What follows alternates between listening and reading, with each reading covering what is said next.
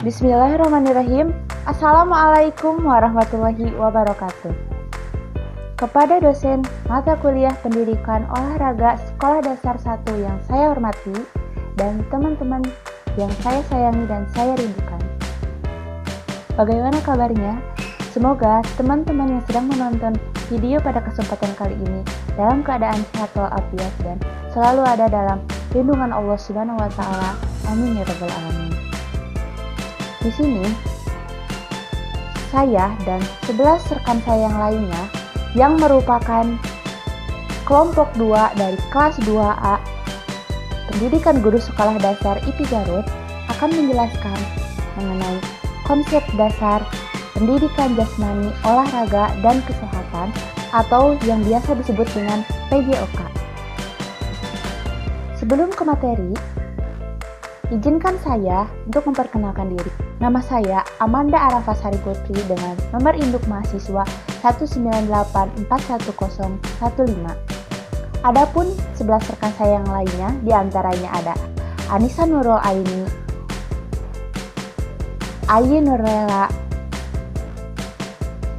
Bella Restu Nurul Miraj, Cynthia Nur Sakina, Ika Yusdiarti, Isma Resti Nopianti, Ita Rosita, Melati Munifah Fahira, Rahmi Dwi Sugiarti, Pina Nur Hovifah Ahmad, dan Rina Auliana. Saya di sini selaku moderator akan memandu presentasi pada kesempatan kali ini. Adapun rumusan masalah yang akan kelompok kami bahas, yang pertama ada pengertian dari pendidikan jasmani, olahraga, dan kesehatan. Yang kedua ada fungsi dari pendidikan jasmani, olahraga, dan kesehatan. Yang ketiga ada tujuan dari pendidikan jasmani, olahraga, dan kesehatan. Yang selanjutnya ada arah dari pendidikan jasmani, olahraga, dan kesehatan. Kemudian ada ruang lingkup pendidikan jasmani, olahraga, kesehatan. Kemudian ada makna dan misi pendidikan jasmani di lembaga pendidikan. Kemudian ada perbedaan pendidikan jasmani dan olahraga. Kemudian ada hubungan olahraga dan pendidikan jasmani. Dan yang terakhir ada kesimpulan. Oke, untuk mengefektifkan waktu, langsung saja ke materi yang pertama mengenai pengertian pendidikan jasmani olahraga yang akan dibahas oleh Bella Restu Nurul Miraj. Kepada Bella Restu Nurul Miraj, disilahkan. Assalamualaikum warahmatullahi wabarakatuh. Saya Bella Restu Nurul Miraj akan menjelaskan tentang pengertian pendidikan jasmani. Pendidikan jasmani, suatu proses pendidikan seseorang sebagai perorangan atau anggota masyarakat yang dilakukan secara sadar dan sistematik melalui berbagai kegiatan jasmani untuk memperoleh pertumbuhan jasmani, kesehatan jasmani, kemampuan dan keterampilan, kecerdasan dan pengembangan watak, serta kepribadian yang harmonis dalam rangka pembentukan manusia. Pendidikan jasmani bukan hanya merupakan aktivitas pengembangan fisik secara terisolasi, akan tetapi harus berada dalam konteks pendidikan secara umum atau general education.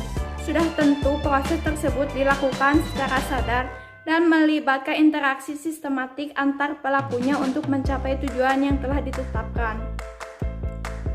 Menurut Sukintaka, pendidikan jasmani dan olahraga merupakan interaksi antara peserta didik dan lingkungan melalui aktivitas jasmani yang disusun secara sistematik untuk menuju manusia Indonesia yang seutuhnya. Kemudian, secara terminologi, pendidikan jasmani dan olahraga bermakna pendidikan untuk jasmani dan pendidikan melalui aktivitas jasmani. Pendidikan untuk jasmani bertujuan untuk pengembangan fisik dan keterampilan siswa dengan menggunakan olahraga untuk mencapai tujuan pendidikan jasmani. Sekian. Terima kasih kepada Bella yang telah memaparkan penjelasannya.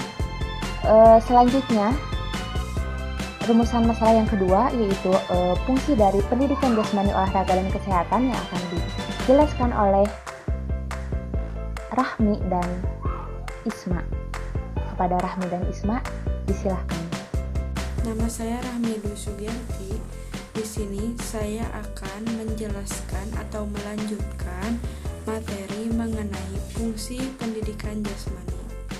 Pendidikan jasmani dan kesehatan yang mengutamakan aktivitas jasmani dan pembiasaan hidup sehat yang dapat menunjang pertumbuhan dan pengembangan siswa. Fungsi pendidikan jasmani juga memiliki fungsi pembelajaran, yaitu diantaranya ada 5 aspek. Yang pertama ada aspek organik, yang kedua ada aspek konseptual, yang ketiga ada aspek psikomotor, yang keempat ada aspek kognitif, dan yang kelima ada aspek afektif.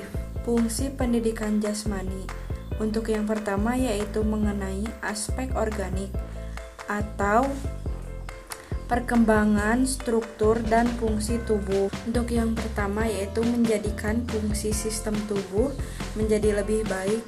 Yang kedua yaitu meningkatkan kekuatan sejumlah otot. Yang ketiga yaitu meningkatkan daya tahan otot atau kelompok otot. Yang keempat meningkatkan daya tahan kardiovaskuler atau kemampuan dalam mempergunakan sistem jantung, sistem paru-paru, dan peredaran darah sehingga menjadi efektif dan efisien. Yang kelima meningkatkan fleksibilitas, yaitu kemampuan dalam rentang gerak persendian. Untuk fungsi pendidikan yang kedua yaitu aspek neuromuskuler atau psikomotor, yang artinya keterampilan gerak. Fungsi dari aspek psikomotor yang pertama yaitu mengembangkan keterampilan lokomotor atau kemampuan untuk mengkoordinasikan gerak tubuh untuk melakukan perpindahan. Contohnya yaitu berjalan, berlari, serta melompat. Mengembangkan keterampilan non-lokomotor atau keterampilan menggerakkan anggota tubuh tertentu seperti kepala, leher, dan tangan. Yang ketiga, mengembangkan keterampilan gerakan dasar manipulatif yang dilakukan dengan melakukan tangan kaki. Contohnya yaitu membawa dan memindahkan pensil. Yang keempat, mengembangkan faktor-faktor gerak yang terampil. Untuk yang kelima yaitu mengembangkan keterampilan olahraga, dan yang terakhir dari aspek psikomotor yaitu mengembangkan keterampilan rekreasi. Bismillahirrahmanirrahim. Saya Isma Restinopianti akan melanjutkan presentasi teman saya yaitu tentang fungsi pendidikan jasmani. Yang selanjutnya adalah dari segi aspek perseptual atau keterampilan penalaran, di mana mengenai kemampuan menerima dan membedakan isyarat yang berhubungan dengan tempat ataupun ruang dalam mengenali objek juga. Aspek perseptual juga mengembangkan kemampuan mengkoordinasi pandangan dengan keterampilan bergerak yang melibatkan tangan, kaki, ataupun tubuh. Yang selanjutnya adalah aspek kognitif atau keterampilan berpikir, yaitu mengenai pengembangan kemampuan pengetahuan dan membuat keputusan serta memahami peraturan permainan, keselamatan, dan juga etika. Pengembangan kemampuan penggunaan strategi dan teknik cabang. Aspek kognitif juga meningkatkan pengetahuan bagaimana fungsi tubuh dan hubungannya dengan aktivitas jasmani. Yang selanjutnya adalah aspek afektif atau keterampilan sikap, mental, dan emosional, yaitu tentang menyesuaikan diri dengan orang lain dan belajar berkomunikasi, mengembangkan sifat-sifat kepribadian yang positif, menghargai pengalaman estetika, dan berbagai aktivitas yang relevan. Aspek afektif juga melepas ketegangan melalui aktivitas fisik yang tepat. Terima kasih kepada Rahmi dan Isma yang telah menjelaskan penjelasannya. Kemudian ada tujuan pendidikan jasmani, olahraga, dan kesehatan yang akan dijelaskan oleh Wina. Kepada Wina, disilahkan. Selanjutnya yaitu tujuan. Tujuan penjas dari segi kemampuan anak ada 4, yaitu 1. Memacu pertumbuhan dan perkembangan. Hal tersebut dikarenakan dengan olahraga, tubuh anak dapat dirangsang untuk mengaktifkan hormon pertumbuhan dan perkembangannya. Yang kedua yaitu meningkatkan dan mengembangkan kesehatan, kesegaran jasmani, dan keterampilan bergerak. Tentunya dengan olahraga, tubuh anak dapat terhindar dari berbagai penyakit, contohnya obesitas, serta keterampilan motoriknya pun dapat terlatih. Yang selanjutnya, yang ketiga, yaitu memahami pentingnya hidup sehat. Jadi, dengan pendidikan jasmani, anak diberi pemahaman serta pengetahuan tentang apa saja manfaat dan bagaimana pentingnya hidup sehat. Dan yang keempat, yaitu mengenal dan mencoba keterampilan berolahraga.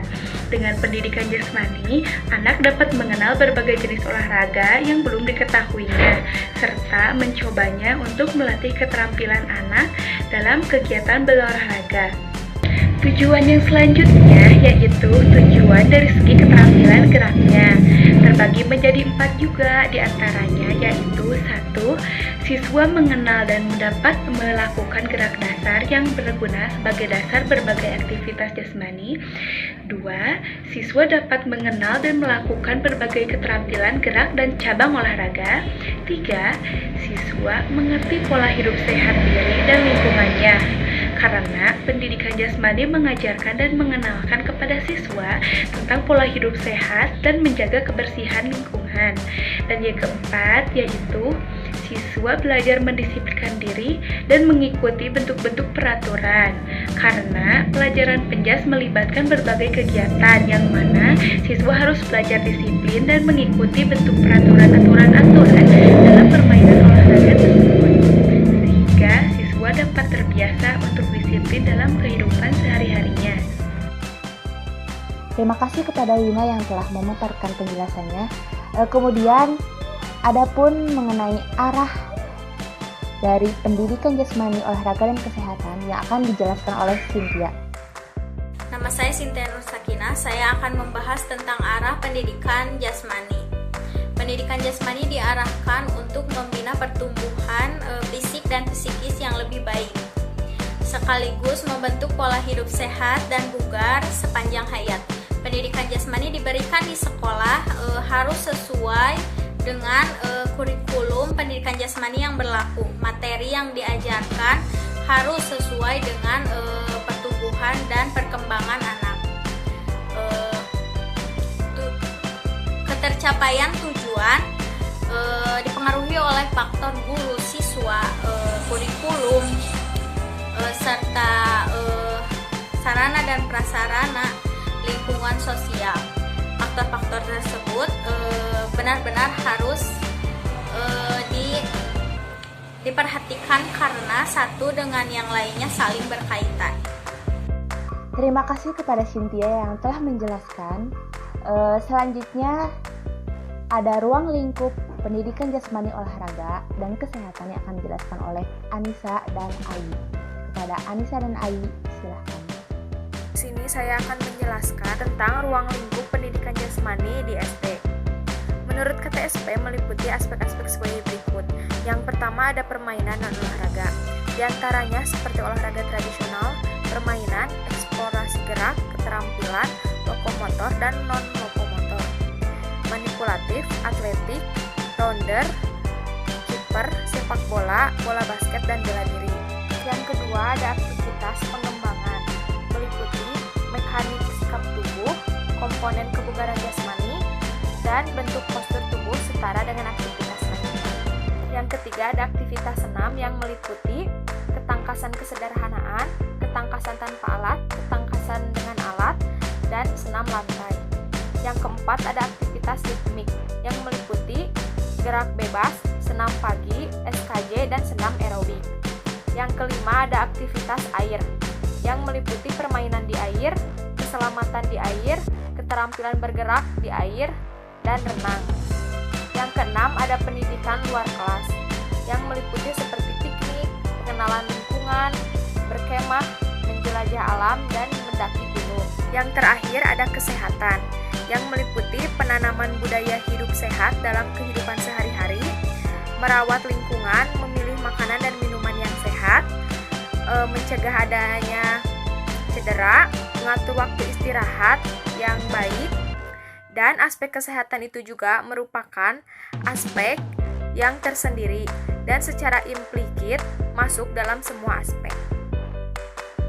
Yang selanjutnya adalah aktivitas air. Aktivitas air ini meliputi permainan di air, keselamatan air, keterampilan bergerak di air, dan renang, serta aktivitas lainnya. Kemudian, setelah aktivitas air, ada pendidikan luar kelas yang meliputi piknik atau karya wisata, pengenalan lingkungan, berkemah, menjelajah, dan mendaki gunung. Nah, dan yang terakhir adalah kesehatan. Kesehatan ini meliputi penanaman budaya hidup sehat dalam kehidupan sehari-hari, merawat lingkungan yang sehat, memilih makanan dan minuman yang sehat, mencegah dan merawat cedera, mengatur waktu istirahat yang tepat, dan berperan aktif dalam kegiatan P3K dan UKS. Nah, aspek kesehatan ini merupakan aspek tersendiri dan secara implisit masuk ke dalam semua aspek. Dengan demikian, kesimpulan hal itu, ruang lingkup pendidikan jasmani menurut kurikulum tingkat satuan pendidikan lebih terlihat sedikit tetapi menyeluruh dan lebih sederhana. Terima kasih kepada Anissa dan Ayu yang telah menjelaskan. Yang selanjutnya ada makna dan misi pendidikan jasmani di lembaga pendidikan yang akan dijelaskan oleh Pina. Kepada Pina, disilahkan. Nama saya Pina Nur Hobipah Ahmad. Di sini saya akan membahas makna dan misi pendidikan jasmani dan olahraga di lembaga pendidikan. Lembaga pendidikan adalah lembaga formal yang terpenting untuk pembinaan mutu sumber daya manusia. Dalam lembaga pendidikan, siswa dibina untuk menjadi sumber daya manusia yang unggul dalam aspek jasmani, rohani, dan sosial melalui berbagai bentuk media pendidikan dan keilmuan yang sesuai. Pendidikan jasmani merupakan bentuk pendekatan ke aspek sejahtera rohani atau melalui kegiatan jasmani yang dalam lingkup sehat WHO berarti sehat rohani. Olahraga adalah kegiatan pelatihan jasmani, yaitu kegiatan jasmani untuk memperkaya dan meningkatkan kemampuan dan keterampilan gerak dasar maupun gerak keterampilan atau kecabangan olahraga. Maka demikian, makna pendidikan jasmani dan rohani di dalam lembaga pendidikan mempunyai tujuan membina mutu sumber daya manusia seutuhnya, yaitu manusia yang sehat, bugar seutuhnya, atau sejahtera seutuhnya, yaitu sejahtera jasmani, rohani, dan sosial, sesuai rumusan sehat WHO. Terima kasih kepada Pina yang telah menjelaskan. Selanjutnya ada perbedaan pendidikan jasmani dan olahraga yang akan dijelaskan oleh Rosita. Kepada Rosita, disilahkan. Ke-10 yaitu perbedaan pendidikan jasmani dan olahraga. Penjas terdiri dari dua kata yaitu pendidikan dan jasmani. Menurut Undang-Undang Republik Indonesia Nomor 2 Tahun 1989 tentang Sistem Pendidikan Nasional, dalam pasal 1 dijelaskan bahwa pendidikan merupakan usaha sadar yang dilakukan peserta didik melalui kegiatan bimbingan, pengajaran, dan pelatihan bagi perannya di masa yang akan datang.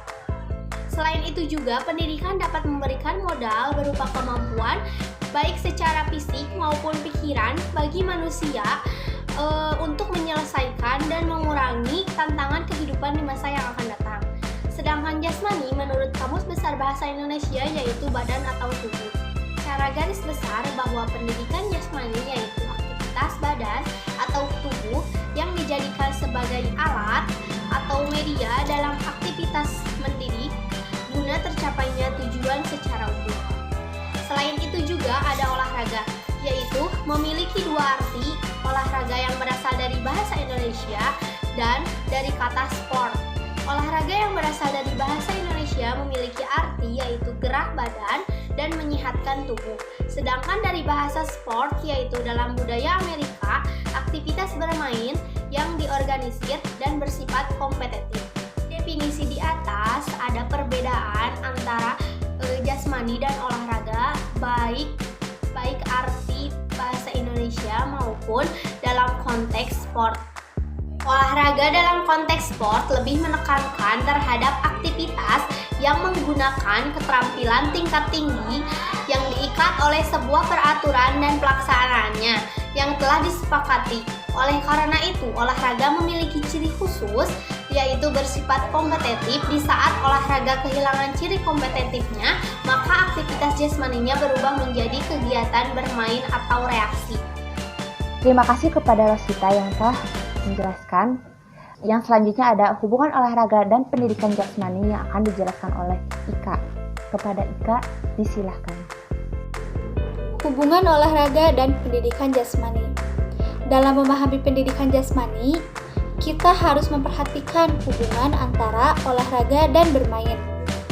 Bermain merupakan aktivitas yang digunakan sebagai hiburan. Nah, bermain bukan berarti olahraga dan pendidikan jasmani, meskipun elemen-elemen dalam bermain seringkali muncul dalam keduanya. Olahraga merupakan aktivitas kompetitif. Kita tidak dapat menyebut olahraga jika di dalamnya tidak ada kompetisi. Sehingga tanpa kompetisi olahraga bisa disebut sebagai permainan atau bermain. Bermain bisa menjadi olahraga. Akan tetapi, olahraga tidak bisa disebut sebagai bermain. Karena apa? Karena aspek kompetitif dalam olahraga itu dinilai sangat penting dalam hakikatnya. Selanjutnya adalah pendidikan jasmani. Pendidikan jasmani adalah aktivitas jasmani yang memiliki tujuan kependidikan tertentu. Nah, pendidikan jasmani ini bersifat aktivitas fisik, tentunya juga mendidik. Bermain dapat membuat kita rileks, tapi tanpa tujuan pendidikan. Olahraga bisa tetap eksis, meskipun tanpa tujuan kependidikan.